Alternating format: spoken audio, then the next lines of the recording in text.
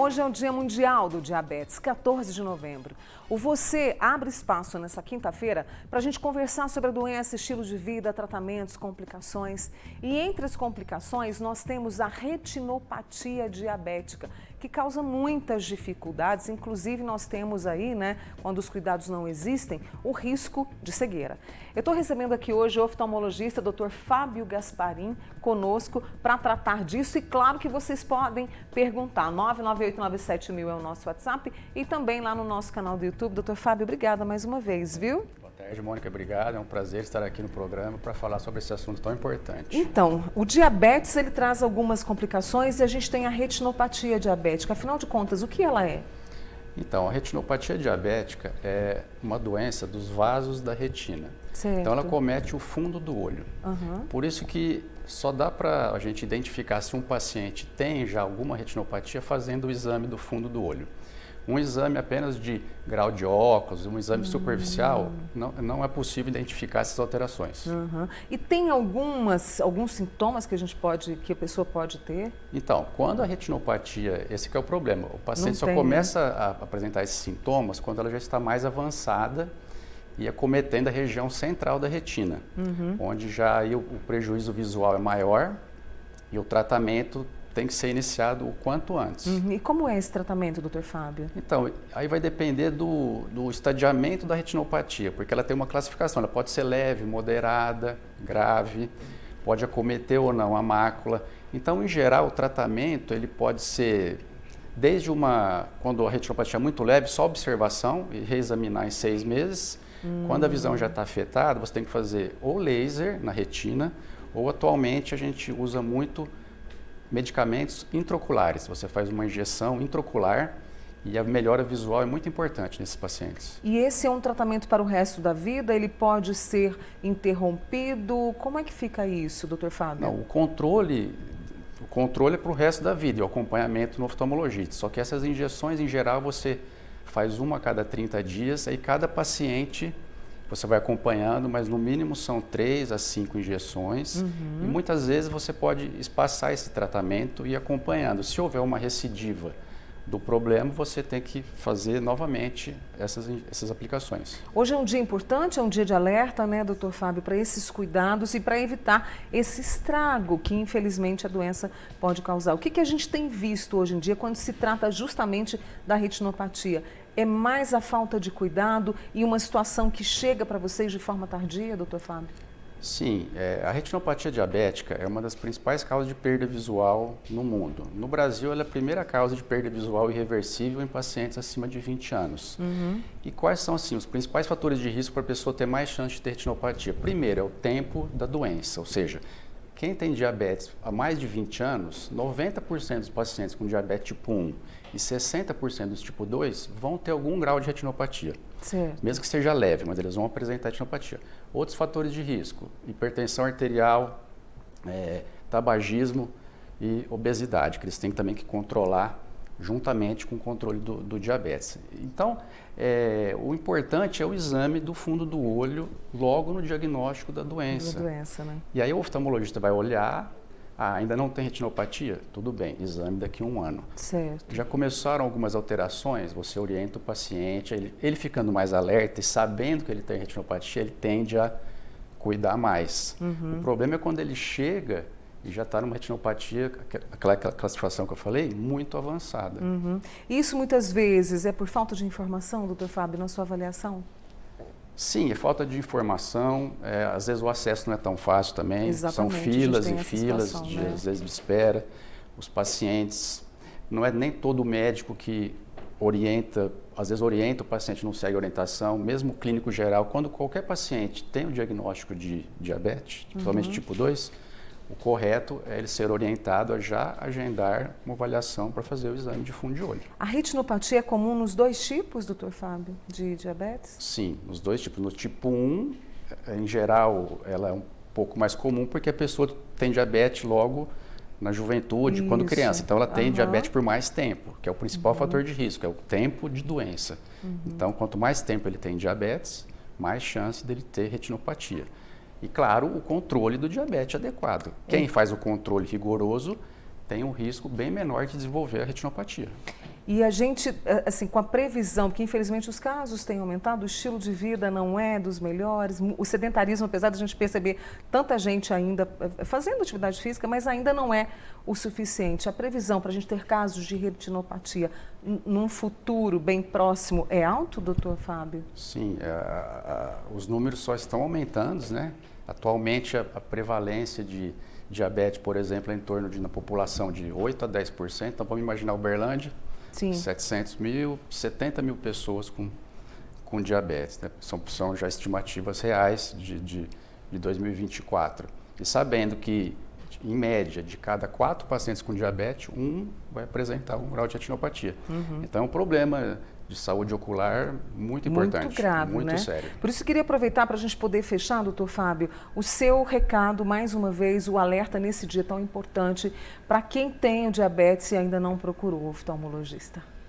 Então o recado mais importante para a população é fazer o exame de fundo de olho, procurar um oftalmologista, porque muitas vezes o paciente ele faz aquele exame só do grau do óculos, vai nesses lugares, exame de graça, ou vai no camelô e compra um óculos. Por favor, eles têm que ficarem atentos que não é o óculos em si, ou o grau, que mesmo que esteja um pouco alterado, que vai prejudicar o olho dele. É a falta dele não ter feito um exame completo e descobrir que ele já tem alguma outra coisa. Esse que é o perigo real, que a pessoa tem que ficar alerta. É muito comum, eu estou enxergando bem, fiz um óculos lá só e está tudo bem. Mas não é, né? Só que quando no futuro faz o exame correto, tem alterações. Você falou do exame do fundo de olho, para que as pessoas estão nos acompanhando. Como ele é feito? Não, é um exame muito simples, é feito no próprio consultório, indolor, utiliza 2 gotas de colírio para dilatar um pouco a pupila.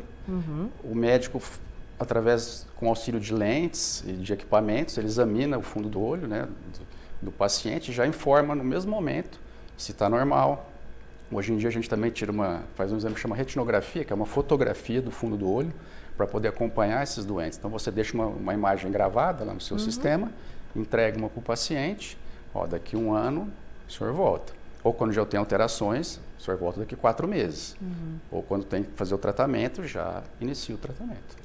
São alertas importantes que o doutor Fábio Gasparim, oftalmologista, trouxe para a gente nesse dia tão importante, né? Então, se você tem a doença, procure aí o seu oftalmologista para fazer o exame, para verificar e ficar tranquilo, tá? A gente ainda vai conversar mais aqui no Você sobre o diabetes, tá bom? Doutor Fábio, muito obrigada, foi um prazer te receber. Eu que agradeço, foi um prazer estar aqui com você. Bom feriado, tá? Obrigado.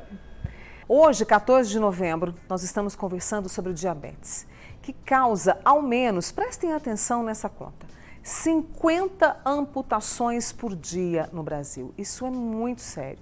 Hoje é um dia de conscientizar sobre essa doença que pode causar muitas sequelas. É necessário adotar um estilo de vida saudável. E agora eu vou conversar com a endocrinologista, a doutora Ilana Bento Duarte, conosco. Minha gratidão também, viu, Ilana, por você ter vindo nessa data tão importante, né? Eu que agradeço o convite, Mônica. Boa tarde a todos que estão nos assistindo de casa. Já estive aqui no início do ano com você na TV Paranaíba, a gente falou sobre pré-diabetes e hoje temos mais uma oportunidade aí para falar de um tema tão importante no Dia Mundial do Diabetes, né? Por isso, participe conosco.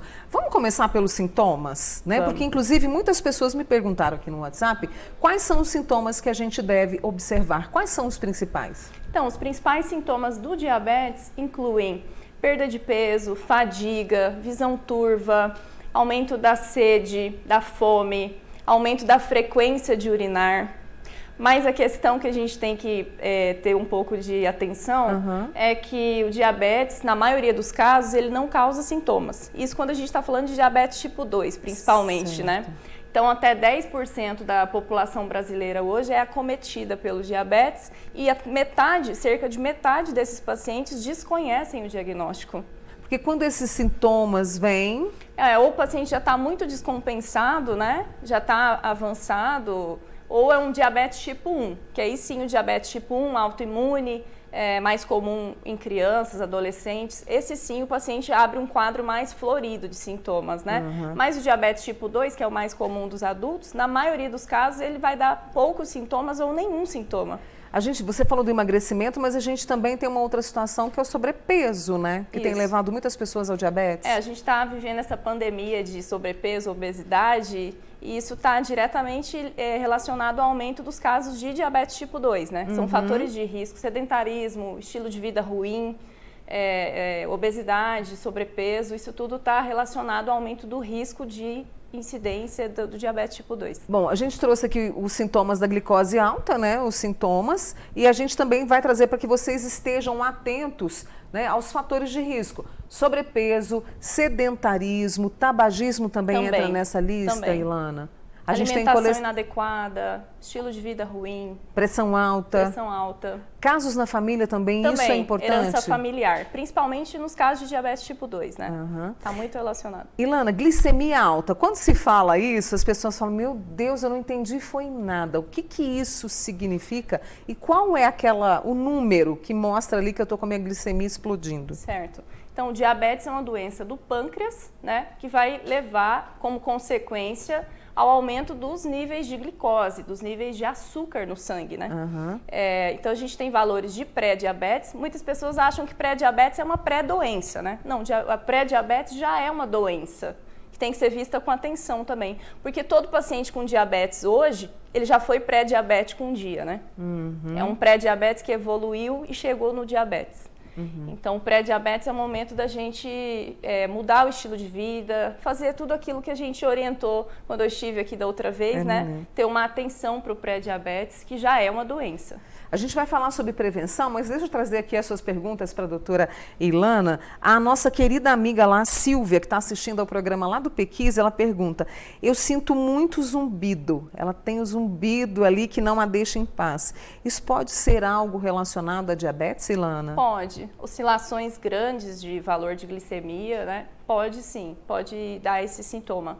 Ela pode procurar, então, um profissional? Pode procurar.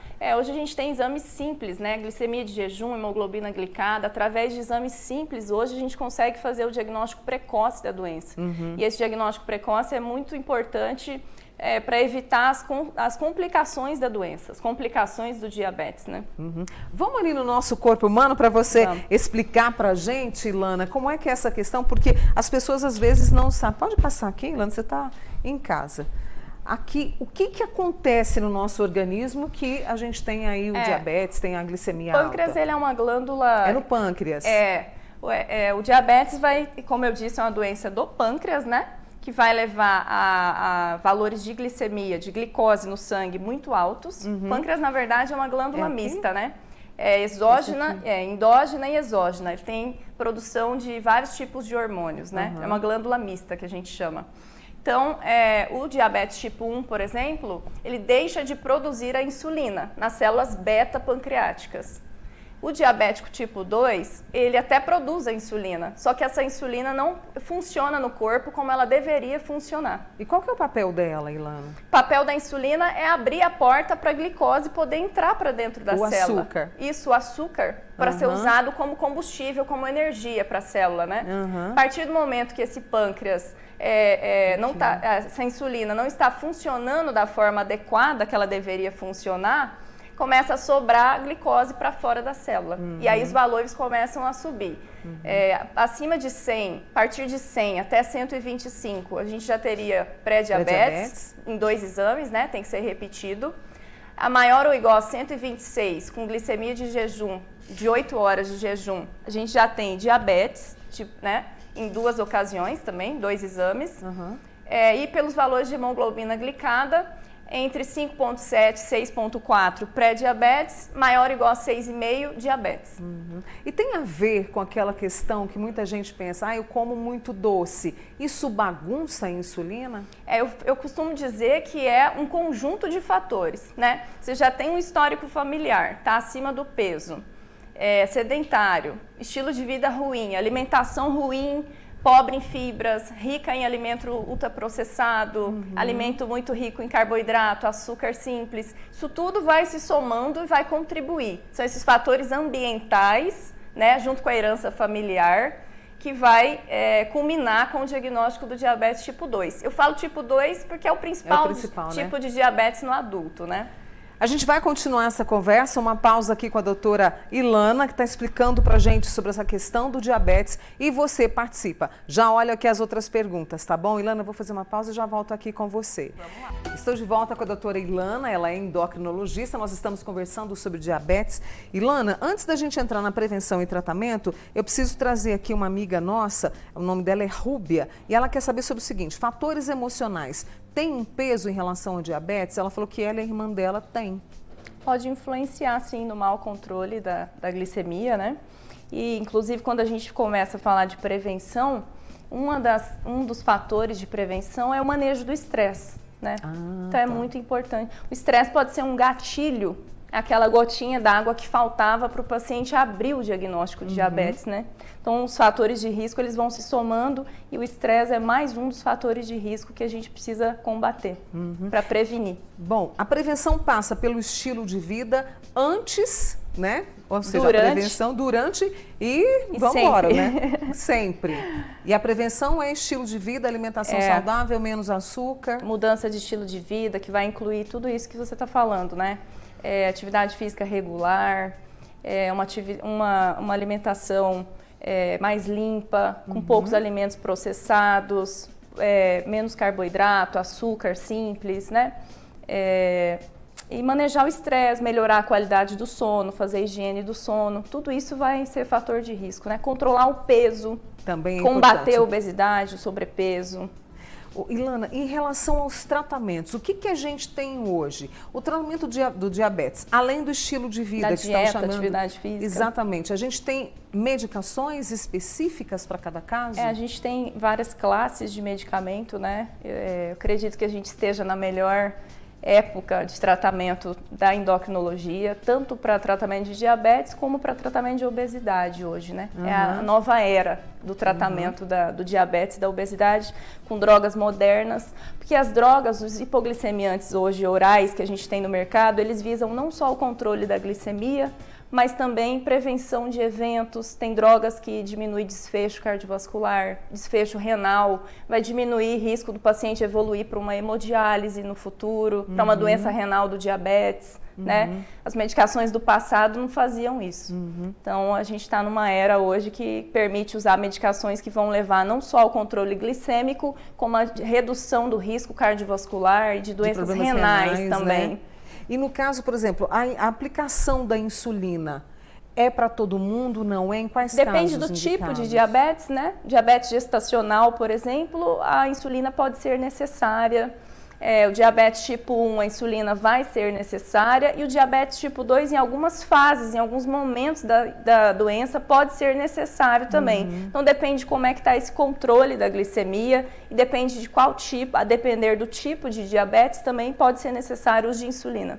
Ilana, hoje a gente tem muita resistência, uma falta de adesão ao tratamento, por isso tantas complicações, como eu até noticiei aqui no começo, os dados do Ministério da Saúde, de um número assim absurdo de amputações. Sim, para a gente evitar essas complicações, é fundamental que o paciente tenha um acompanhamento periódico, regular com o médico, né? O paciente não pode sumir do consultório, tem que estar sempre ali com a gente, a equipe multidisciplinar, nutricionista, endócrino, cardiologista, é uma equipe cuidando, né? E como eu te falei, é muito preocupante porque até metade dos pacientes que são portadores de diabetes não sabem que tem. Porque a doença dá muito poucos sintomas, principalmente quando a gente está falando de diabetes tipo 2. Dá pouco ou nenhum sintoma. Então, se o paciente não faz exame de rotina, não vai ao médico, às vezes ele descobre a doença, ele já tem complicações do diabetes. Quando ele descobre, faz o diagnóstico, ele já tem complicações da doença. Então, para a gente evitar essas complicações, tem que fazer a prevenção e estar sempre no seu médico fazendo os exames de rotina, o check-up. Não é fácil, eu imagino, conviver, né, com o diabetes. E muitas pessoas se apegam ao fato de que parece que tudo é proibido. Não é bem assim, principalmente quando se fala de alimentação? Eu acho que tem que sim que ter uma disciplina, né? O paciente portador de diabetes, ele sabe que a dieta é fundamental para o controle da glicemia, para evitar complicações crônicas da doença.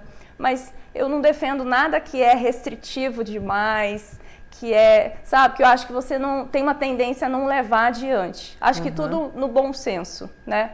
Atividade física da forma como dá para colocar na sua rotina. Tem gente que consegue ir para academia 3 vezes por semana, tem gente que consegue 5, e adequar para o estilo de vida de cada pessoa, para a rotina de cada um, né? Mas a dieta e a atividade física são fundamentais para o bom controle da doença. E nesse Dia Mundial do Diabetes, aliás, a gente está no mês, né? Porque é o Novembro Azul, inclusive, né?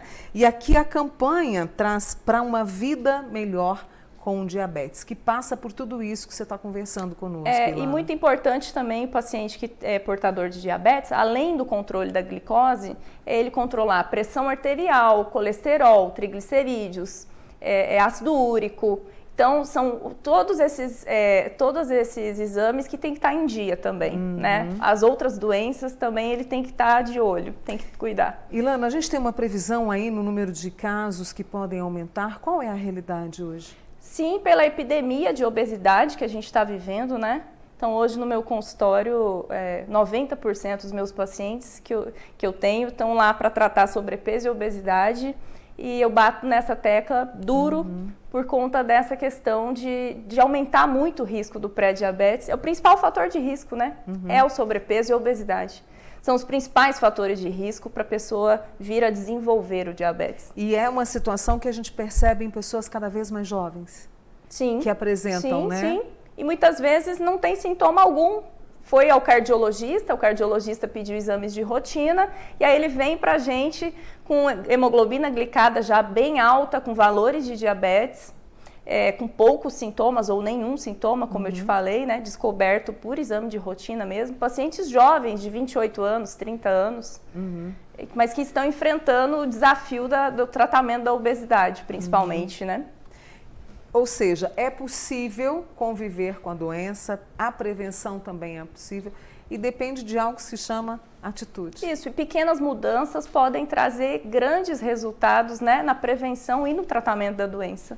E foi importante essa conversa hoje com a doutora Ilana Bento Duarte, que é endocrinologista, pessoal aqui perguntando o nome completo dela, essa simpatia que tirou hoje o dia para vir conversar conosco no Você, para fazer esse alerta, para trazer essa consciência. Então compartilhe esse material, tanto com a doutora Ilana quanto com o doutor Fábio, que falou sobre retinopatia, para que a gente tenha mais saúde. Obrigada, viu, Ilana? Eu que agradeço pelo convite. É sempre um prazer estar aqui. A sua disponibilidade, assim, nesse dia tão importante, eu agradeço sempre, tá bom? Obrigada e boa tarde. Boa feriado para você, viu?